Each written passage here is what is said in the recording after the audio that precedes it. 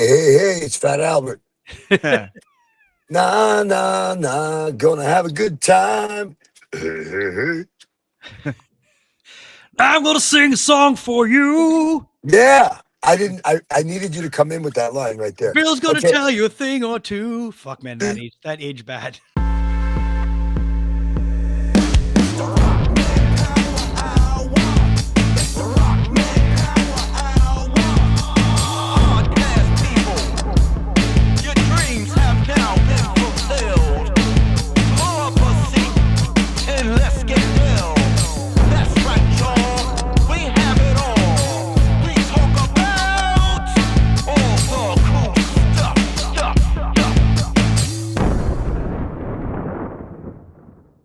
Welcome back to the Rockman Power Hour podcast, where we talk to the most interesting people in the world of pop culture and everything in between. I'm so excited, Ryan, about this week's guest because I have been a big fan of hardcore, especially New York hardcore, forever. And one of the bands that I've always loved is BIOHAZARD. BIOHAZARD announced they are going back out on the road. It kills me to say this, but I'm missing the Montreal show because we are going to be in Winnipeg for Comic-Con. Yep. But I am fucking so happy that they're back playing. Is the minute I got the PR release from John Freeman, I was like, dude, I want to talk to BIOHAZARD. And this was like, then he sent me a PR release about the record like 6 months ago. And I was on him like a fucking white on rice to talk to someone from BIOHAZARD. It almost didn't happen. Mm-hmm. Okay. We were going to have Billy, then we were going to have Danny, and we couldn't make the times work. And then he's like, do you want to talk to Evan? And I'm like, fuck yes, I want to talk to Evan. We got to talk to Evan. I think we spoke to him for like 11 minutes, but you know what? It was amazing to talk with him. And it was, I'm super excited to show everybody this interview because we've been sitting on it for a couple of weeks now. And listen, man, BIOHAZARD are coming to Montreal. They're touring the Northeast of the States. They've got a new record out. It's really fucking good. They're the OGs. They're the first ones, one of the first besides Run DMC and Aerosmith. They're one of the first that put rock and rap together and made a huge deal of it with the Judgment Night soundtrack. I mean, the Judgment Night movie, a lot of people don't really talk about because the movie's kind of forgettable. I like the movie, but this soundtrack, if you're a 90s kid, this was it, man. Every band that was popping at that time, Helmet, House of Pain, De La Soul, Teenage Fan Club, Living Color, Run DMC, Sonic Youth, Cypress Hill, BIOHAZARD, Onyx, Faith No More, Booyah Tribe, Slayer, Ice-T, Mudhoney, Sir Mix-a-Lot. This record was so freaking important when this dropped. 93, right? Am I right? 1993. Okay. So right before everyone identifies with 1994 as being this insane year of change, but really it's like 1993. This record was super important, bro. And BIOHAZARD led the charge when it came to all that. And anybody that knows anything about New York hardcore knows that BIOHAZARD are important. They were international. They were on every fucking tour, dude. They toured with everybody. Every metal band had BIOHAZARD on the road with them because they really delivered live. And I am so happy that they're back. I'm so happy that they have a new album, and I'm so happy that they're touring. It's freaking awesome. And anybody that has a chance to go see BIOHAZARD live, do it. I've seen them. They will blow you away. They will knock your fucking teeth out. I'm telling you, dude. Speaking of knock your teeth out, I always identify their music when I heard of it as a mosh pit that would probably hurt me. Yeah. And I know something? Evan talks about how they kind of invented that kind of mosh pit. Anyways, I'm excited about this. This is a great episode. Again, it's somewhat shorter than most because Evan is like catching lightning in a bottle. Yeah. And you'll know immediately when he comes into frame that this guy makes an impact. He's the real deal, and he's a sweetheart of a guy. Yeah. So without any further ado, our interview with Evan Seinfeld of BIOHAZARD.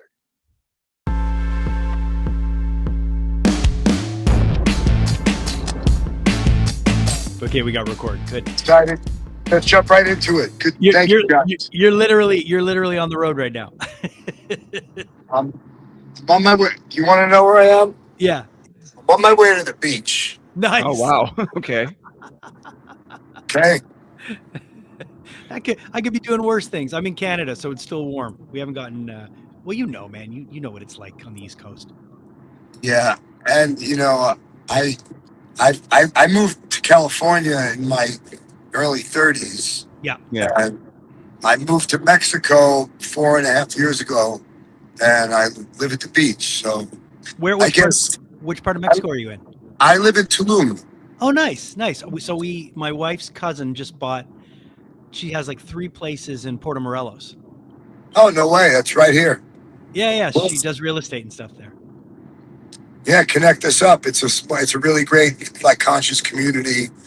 I have a lot of focus on fitness and yoga, spirituality, and Nice. I love the nature. I love the beach. I got to get out every day and It's good, man. do a lot of things. Nothing wrong with that. Well, I'm glad you took the time to chat with us today, man. Obviously, the Biohazard Tour is coming to Montreal October 25th, and you guys have a lot of stuff coming up. I wanted to say that I spoke to a friend of yours today and told him that I was going to be chatting with you, and he said to say hi, Walter Schreifels from Quicksand. I know you love Walter. Somebody I fucking love. Yeah, we were like, it's funny when you have friends that are in bands. If everybody's band is working and at least somewhat successful, you never see these people. Yeah. Like we grew up down the block from the Life of Agony guys and the Typo Negative guys, and we would see each other once in 3 years at a festival in Holland. Yeah. Nobody would ever see each other. When you're off, you're off, and when you're on. Walter, I love Walter, man. Quicksand's one of my favorite bands ever, and I remember getting one of my early tattoos on my chest when I was a young kid, and we listened. We had a broken cassette player. The only tape we had was the Quicksand Bust EP. Yeah. That incidentally, the tattoo artist was involved in the artwork for them, but I listened to it 1,000 times and it's in my blood, So, but the cool thing is that Walter wrote a song. I know. Somewhere in one of his songs where he name drops me as a friend, and I was never more happy to hear that he considered me a friend. It's on that solo album that he did. And he So says that he goes on an Evan Biohazard. Yeah, totally, dude. He's talked to you about it in a couple of songs. But what I love about Walter is the fact that he is one of the most talented songwriters. I call him the hardcore Paul McCartney. The guy is so versatile; he can do anything. Yeah, that's a good analogy. I like it. Yeah. So listen, let's talk about Biohazard. Let's talk about the fact that there's so many kids that are getting into nu metal now, and nu metal was one thing, but you guys were way ahead of that. When you guys started doing, the fact that you guys were bringing what was going on to mainstream. You guys were bringing what was going on to radio and to the general population. People were seeing that hardcore music and hip hop was crossing over, and you guys were a part of such an important moment, in that. And of course, I'm talking about this.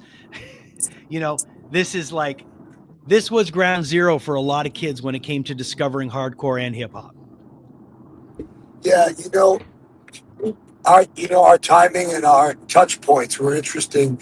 We were managed by Rush Artist Management, rest in peace, Scott Koenig, but he worked for Russell Simmons and Leo Cohen, and we would go to the Christmas party for our managers, and it's LL Cool J and Public Enemy and Eric B. and Rakim and Big Daddy Kane and Onyx, and they put us in the studio with them. But I think the fact that me and Bob, as much as we're a hardcore band, me, Bobby, Danny all played metal first, and the way I feel like Biohazard, grew out of the hardcore scene, and we were on tour with Pantera and Slayer and Ozzy, playing in arenas by the early '90s and opening for big acts, even cool acts like House of Pain. We played in Montreal. Yeah. Just to name drop, shout out Montreal. It's funny because you think globally, act locally, right? Yep. You know, we're planning our tour. We've got hundreds of dates that we're thinking about. We're thinking about South America as one thing, but you got to get down to the granular level when we're talking to you guys who are in Montreal talking about a specific event and letting people know, like, hey, if you're young and you don't know who I am, I'm Evan Seinfeld from Biohazard.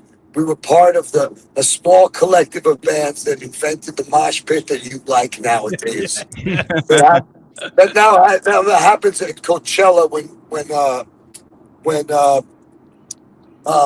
Billie Eilish is playing. Yeah. Okay, it used to be about getting all your negative frustration and all your bad energy out in a positive light. That's what it used to be about. It still is. Hey man, we just played at Furnace Fest with all the young hardcore bands with Yep. Knocked Loose. And it was fucking sick. But I'm psyched to come to Montreal. We used to come there when we were like back in the punk days. We were there with the Exploited, hanging out on St. Catherine Street by the blocks, Yep. doing graffiti and starting trouble, being, you know, being overgrown teenagers. That's amazing. Evan, I gotta say, the first time I ever heard your band, this guy I went to high school with, he really had his ear to the ground about newer music. And on this one tape, he had you guys, Fear Factory, and a bunch of other bands. But I remember the first song I ever heard was Tales from the Hard Side. And it's just such a to a punk kid seeing this, you're like, what the fuck are all these scary guys doing? Like, like you guys scared the shit out of me. But I just remember like the Yeah, energy. hey. Scary on the outside, sweet Yeah, on the inside. Let's get there it you go. straight. But the energy projection from that video was just insane. Like everybody's individual performance. There wasn't a lot of band shots. It was actually more shot individually. So what was the It's a great observation. Great mm, observation. mm. It's a great But observation. What's the question? I want to know just the nature of the video. All the videos, the shots of you guys together were on the street, and you guys were kind of like making a statement on the street. We are together. You felt like a gang. But then you had these individual shots where your guitar player was spinning like a madman in an alley. I just wanted to know, where did those ideas come from? Was that the intention of the video, or was that just a necessity? Because I'm aware sometimes that's what you got to do to get it done. It's funny because thinking about going back now to the early 90s and the creative that went behind that, the guys who made those videos were like a genius duo. Drew Stone, who's actually directing and producing Biohazard documentary right now. We have 37 years of video it's ever seen. Wow. Us as young kids and shit. And Paris May, who played in the Cro-Mags and big movies and TV, and he had his eye on photography, on epic shots. And when we did the first video we did with these guys, and it was a couple of years, maybe 3 years before Tales from the Heart, 2-3 years, and that video was literally us and our gang going across the Brooklyn Bridge with no permits and filming. We didn't want this video to look like that one, even though that one was on Headbangers Ball. It was the video that kind of broke us, I would have to say. The combo of constant touring, opening for bigger bands, and having that, because we never got one play on a fucking radio in our whole life, because I say fuck every 2 words. So we were played on MTV a gazillion times. And it's funny, the way Tales from the Heart Side got big was it was on Beavis and Butthead. Yes, But I want to ask about that. going back to your question, we were intentional to try to break it away from looking like Punishment, because we're shooting in the streets of Brooklyn again, and we're 4 guys that look like a gang when we walk in the street together. So how do we make it a little bit different? How do we differentiate it? And like I was like, you know what? Instead of wearing the bandana, I'm gonna wear braids. And the directors were like, why don't we do some really visual shots of each of you that really captures your personality and your energy. We were like on a sound stage, man. We were fucking young kids. It was also overwhelming. We would look at each other and go, you believe this shit? It's funny, man, because when you talk to people that have been doing it a long time together, and that have gone through come out on the other side of it, they tend to look at each other and they tend to be really, really happy that they've kind of come out on the other end. You know what I And mean? we're back. And there's And you we're there? back. Yeah, we're back. We're back. Cool, man. What I was gonna say is Life continues. Life is in I motion. get it, man. You got to keep moving. What I'm saying is when you talk to bands that have been doing it for a long time and that come back on the other end, with a new appreciation for it, you put 30, 40 years and you look at each other, you can tell that there's this appreciation that happens and that you It's can so see it. true. Like, it's just like we made it. We're on the other side and we've made it. And now it's just appreciation for just being able to still do it, I think, I just wrote a book and it's going to be out end of the year, early January or something. And it's a book about mindset. It's focused on men's work. And I don't want to get into a diatribe about it, but part of my journey is that I practice gratitude. Right. And that's the real difference, when you're 27 and you've been doing it for a long time and you're grinding and you're climbing and it's really easy to get into your ego and lose yourself and grow not only complacent but grow a resentment towards what you're doing because it isn't the way. Oh no. And it was such a beautiful speech too. Let's know. wait until it comes back in See if because he I don't comes want back to. in. See, you understand, Yeah. man. Getting Evan on the phone and getting him in an interview, we're very lucky to have him because Yes, he I doesn't do a agree. lot. He doesn't do a lot of interviews, dude. And No. the guy's moving all the time. Like DMC's like that too. Chuck D's like that too. These old school guys, they've got a lot to do. They're moving. They've got stuff going on. So they're not necessarily going to sit and be waiting and like testing lines. It's like, you want to talk to me? Here I am. Let's go. Yeah. So even if this is the 11 minutes that we got with Evan, I'm really grateful that we got to talk to him Yeah. for 11 No, minutes. that's the nature. Harry, he's back. He's back.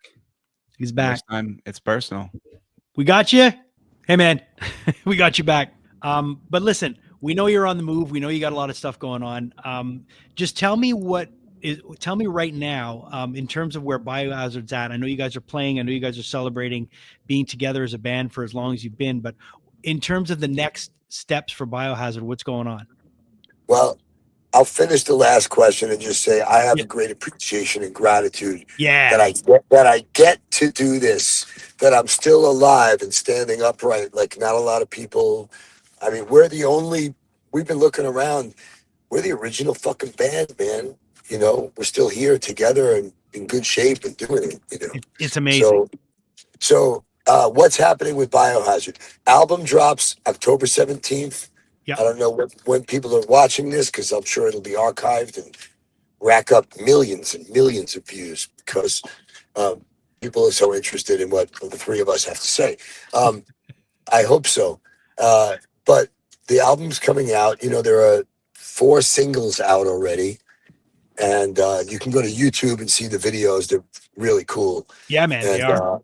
And we are planning we have this U.S. dates through the Northeast, Canada, down back and finishing up in Brooklyn. We might get him back. We might not get him back. It's okay if we don't. Well, we'll play it by ear. Yeah. Yeah. But, sometimes connections are hazardous. I know. Biohazardous. Yeah, there you go. Feel it. Take it, Rockman. Yeah. Just to fill in the gap, just for fun, as I don't want to keep the guy anymore. He's going to the beach. Yeah, we got you. We got you.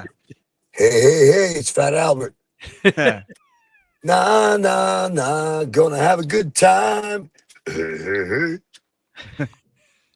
I'm gonna sing a song for you. Yeah. I needed you to come in with that line right there. Bill's gonna tell you a thing or two. Fuck, man, that age bad. I'm not moving anymore, so all right, cool. I've reached my destination. All right, listen, we don't want to keep you because I know you got things to do, but so there's 4 singles that are out. The new record's dropping on the 17th. Yeah, there's a bunch of dates around the album release. Yep. Culminating in a show in Brooklyn, a homecoming, and the tour is with Bayway and Swollen T and Onyx. Yes. And, you know, This has been the funniest interview ever.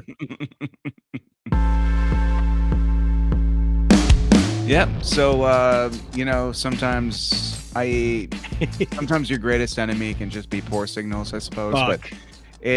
that's what it is, folks. So we said it was going to be a shorter one, and we're just happy with what we got. Of course, Dude. I did not get to talk to him about the show Supergroup and the Yeah. band Gamocracy that he formed on the show with Scott Ian, Sebastian Bach, Ted Nugent, and Jason Bonham. And it's funny because back in the day when that show came out, I just ate up reality shows. If it involved the band, I was watching. If it was The Surreal Life and Vince Neil was on it, anything like that, I was watching those shows when it wasn't VH1, but it's just one of those shows where they would always play this kind of stuff. And I was a sucker. I ate it up. I love Supergroup.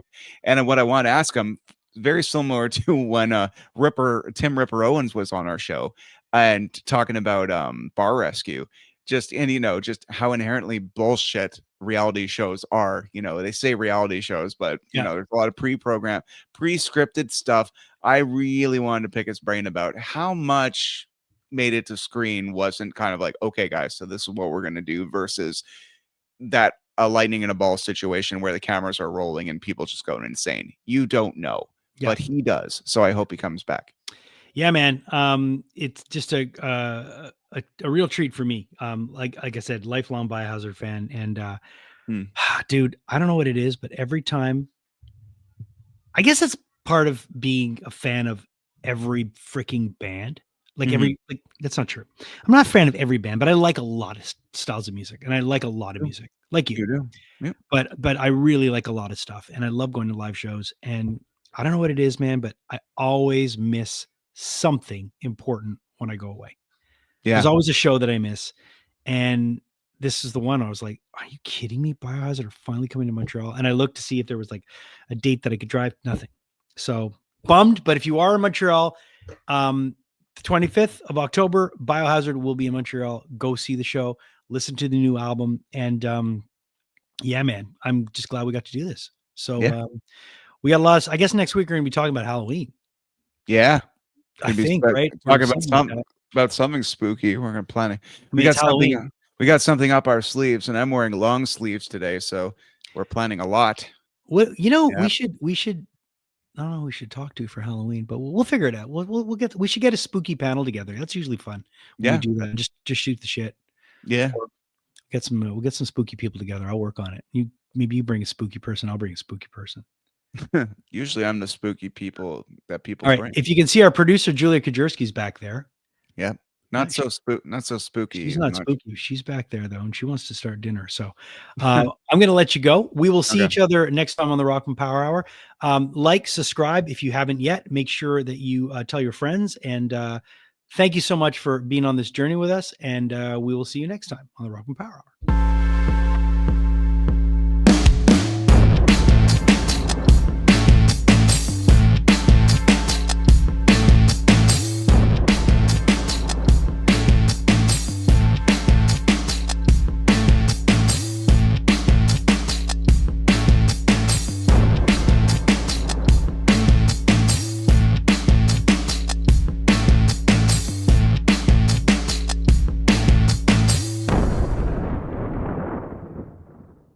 Hey, thanks so much for watching the podcast. We really appreciate your support. And if you're enjoying the podcast, click this link right over here to watch the next episode, and click right over here and subscribe. And that way you won't miss anything.